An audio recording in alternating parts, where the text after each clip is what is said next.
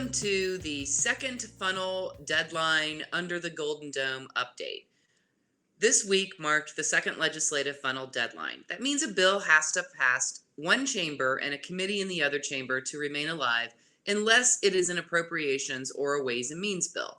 Now, let's be honest, that doesn't mean that bills cannot resurface in an amendment form or even in a leadership bill later in the session, but it's a pretty good indication of the types of policy things that the legislators intend to keep moving forward. So what we saw this week was a flurry of activity as both chambers tried to push bills through the committee to keep the discussion going.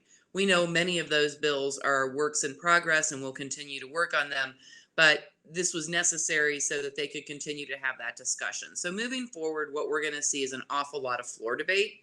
And it will be times where it's very busy and times where it's very slow as they try to work through the remaining things on the calendar.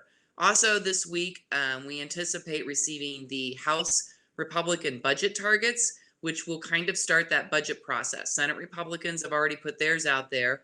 And so once the House has their budget targets out, we'll start to see budget bills moving through the process. And that's a really good indication that session is starting to wind down. So here are the three things about this week that you need to know. Number one, preschool.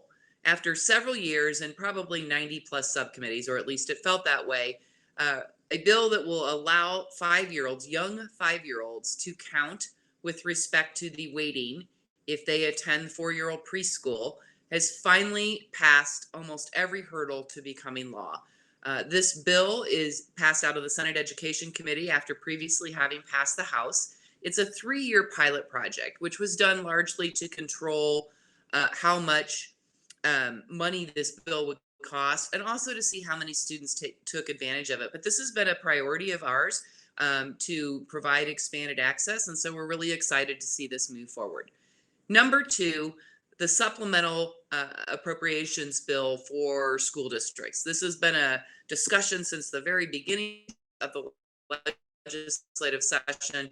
There's been a lot of bouncing back and a bill which we frankly are registered opposed to because it does not allow you to count those days that you were either in hybrid or online instruction in compliance with the governor's proclamation.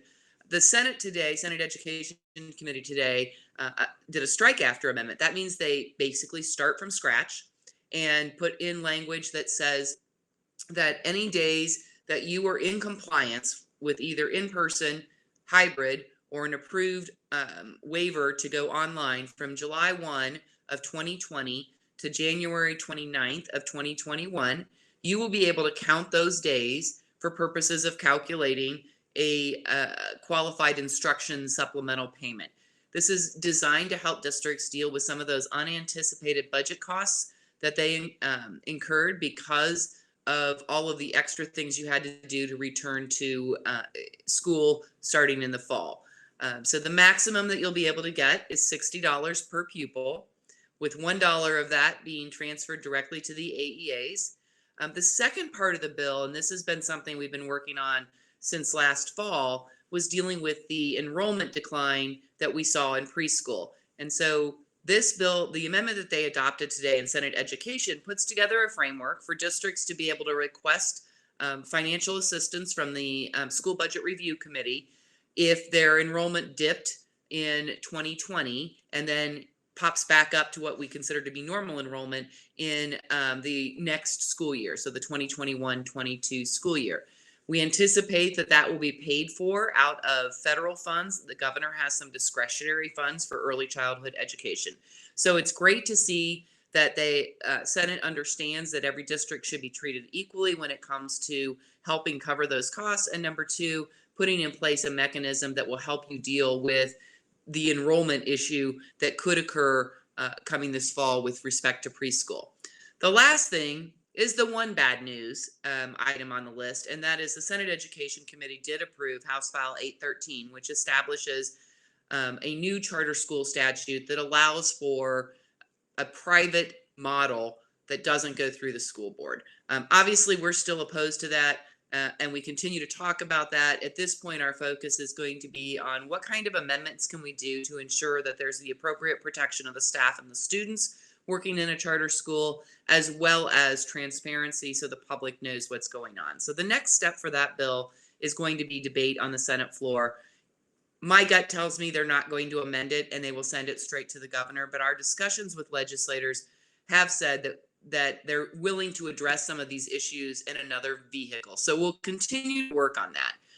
For more information about what happened during this funnel deadline week, first check out our Advocacy in Action newsletter, as well as our bill summaries, which will give you a more in-depth view of what's alive and what died.